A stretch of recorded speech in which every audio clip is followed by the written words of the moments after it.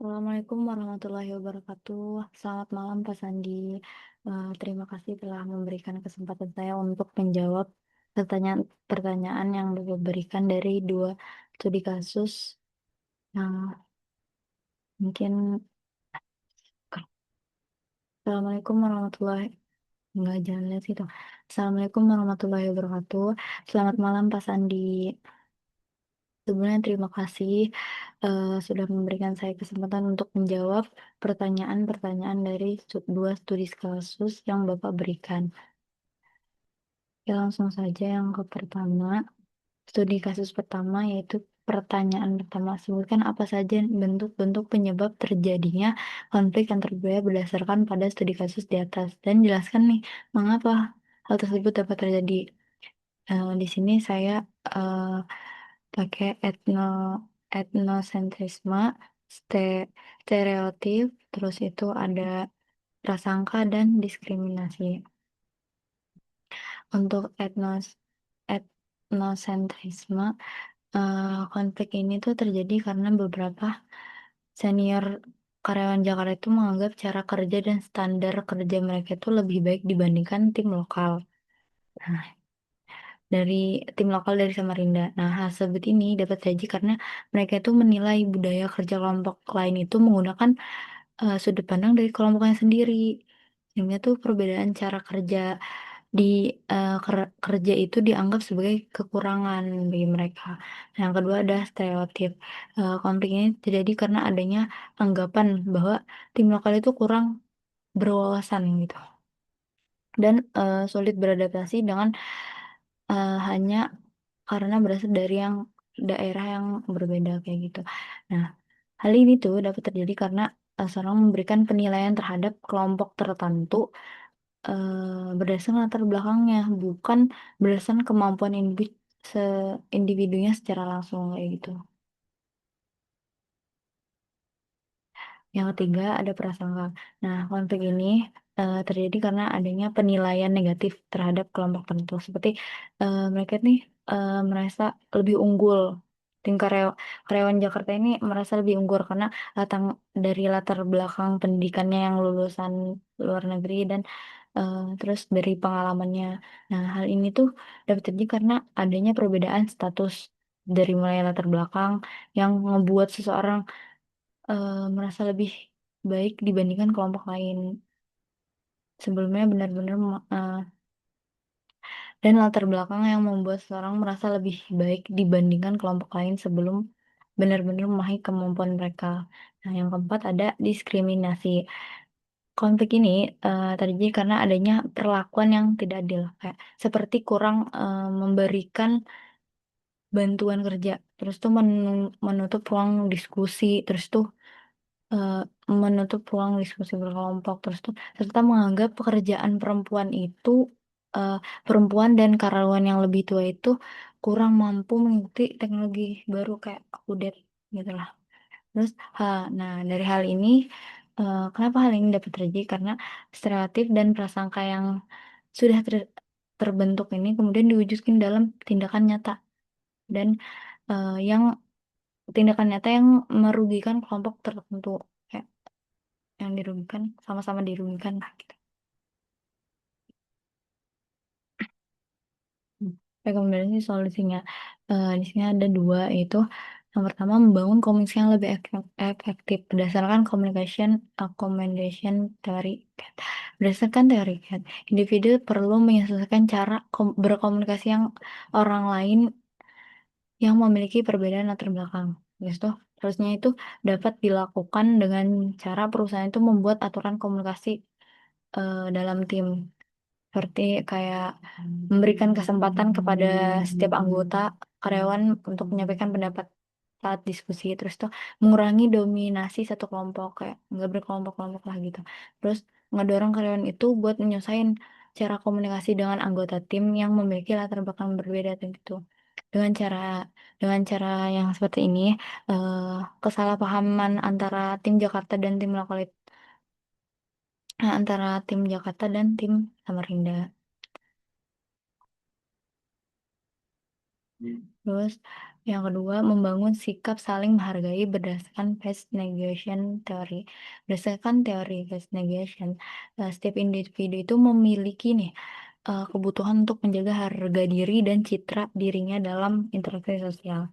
Nah, solusinya itu dapat dilakukan yang dapat dilakukan oleh perusahaan itu menjadikan lingkungan kerja yang menghargai setiap karyawan tanpa melihat asal daerah, pendidikan, usia, atau gender kayak gitu.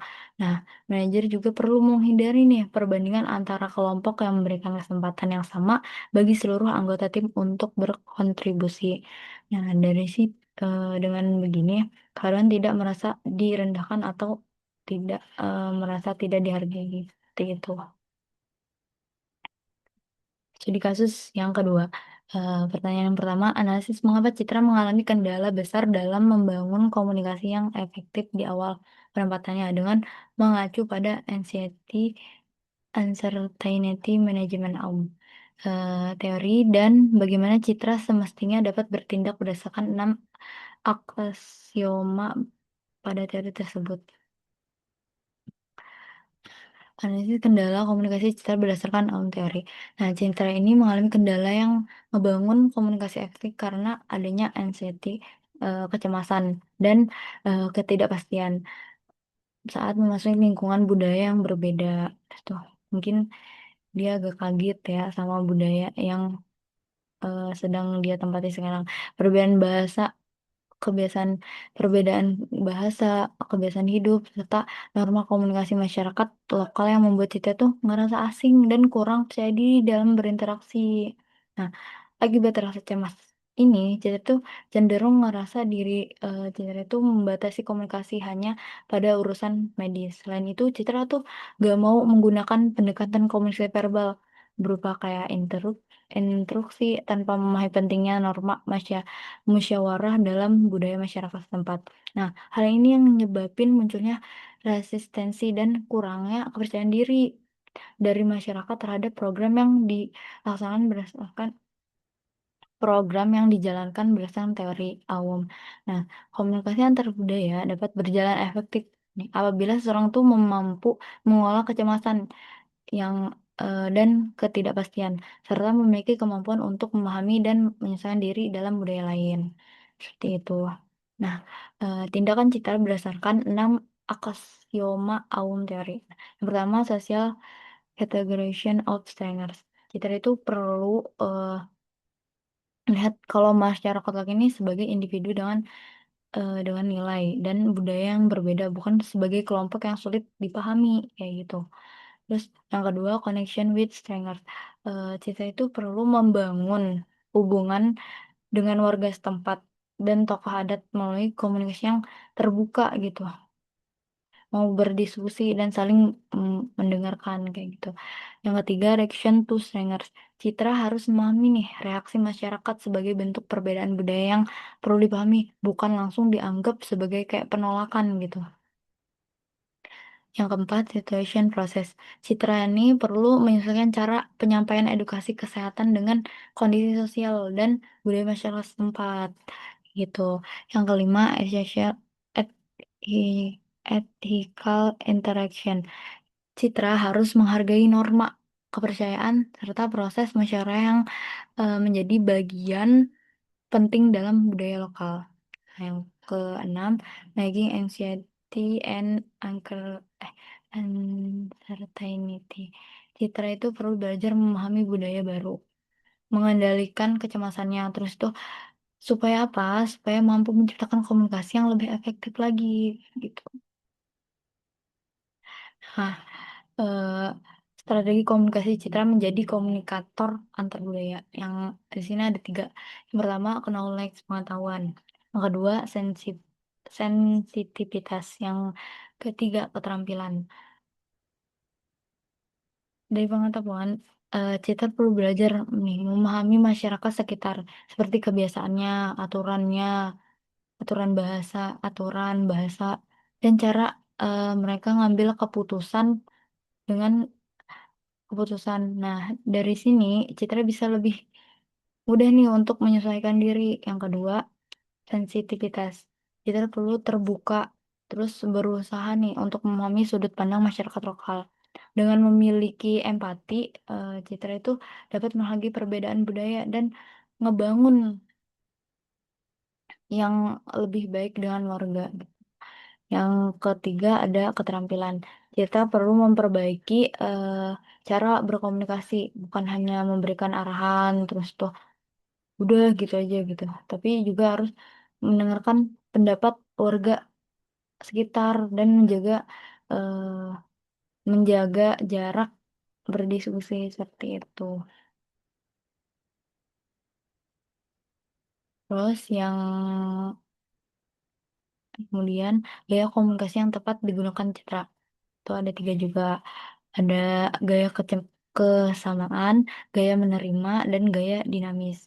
Nah, Citra dapat ngelakuin gaya kesamaan itu, eh, Citra dapat melakukan kayak dari mulai diskusi, terus musyawarah sama warga, supaya tuh mereka tuh merasa dihargai dan ikut terlibat gitu.